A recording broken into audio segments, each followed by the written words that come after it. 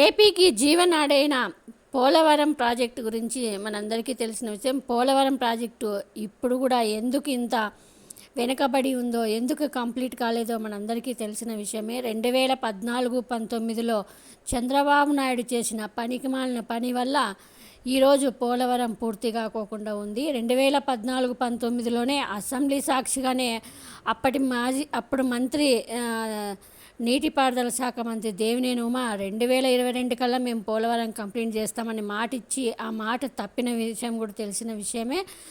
తర్వాత చంద్రబాబు నాయుడు చేసిన కొన్ని తప్పుల వల్ల పోలవరము జగన్మోహన్ రెడ్డి గారు వచ్చిన తర్వాత 2019లో జగన్మోహన్ రెడ్డి గారు కూడా కంప్లీట్ చేయలేకపోయారు చంద్రబాబు నాయుడు చేసిన తప్పిదాల వల్ల.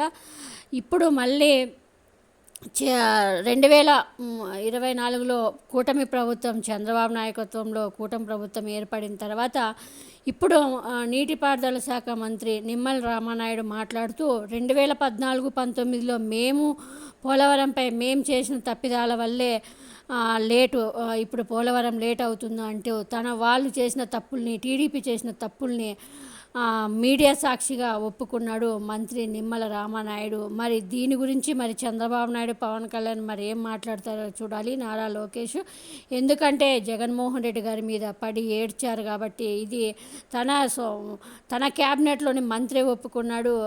మేము చేసిన టీడీపీ చేసిన తప్పిదాల వల్లే ఈరోజు పోలవరము లేట్ అవుతుంది, మరి ఇప్పుడు కూడా ఈ 5 ఏళ్ళు కూడా కంప్లీట్ అవుతుందో లేదో అన్నట్టు మంత్రి మాట్లాడుతున్నారంటేనే ఇంకా మనం అర్థం చేసుకోవాలి ఎంత డ్యామేజ్ చేసినారు పోలవరంని.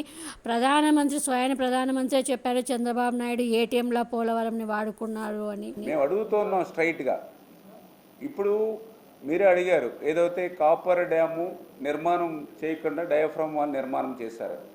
ఆ రోజు ఏదైతే చాలా క్లియర్గా పోలవరం ప్రాజెక్టుని త్వరితగతంగా పూర్తి చేయాలి అనేటువంటి ఉద్దేశంతో అన్నీ కూడా సమాంతరంగా, అంటే ఏదైతే డయాఫ్రమ్ వాల్ కానీ, ఎగువ కాపర్ డ్యామ్ కానీ, దిగువ కాపర్ డ్యామ్ కానీ, స్పిల్వే కానీ అన్నీ కూడా సమాంతరంగా చేసుకుంటూ వెళ్తున్నాం. ఎందుకంటే టైం అనేది చాలా తక్కువ ఉంటుంది కాబట్టి తక్కువ టైంలో ఇప్పుడు ఏదైతే కాపర్ డ్యామ్ ఉంది, ఇప్పుడు నిపుణులు చెప్తూ ఉన్నారు దాని టైం బాండ్ అనేది 3 years 4 years కాపర్ డ్యామ్ ఉంటుంది అని చెప్పి. నిజంగా ఎగువ కాపర్ డ్యామ్ చేసుకుని తర్వాత దిగువ కాపర్ డ్యామ్ చేసుకుని మళ్ళీ స్పిల్వే కట్టుకుని మళ్ళీ డయాఫ్రమ్ వాల్ ఇట్లా అంటే దాని టైం కూడా మీరు చెప్పినట్లుగా అయితే టైం కూడా డ్యూరేషన్ కూడా పూర్తయిపోతుంది. అందుచేత ఏకకాలంలో చేయాలనే ప్రయత్నం ఆ రోజు చేయడం జరిగింది.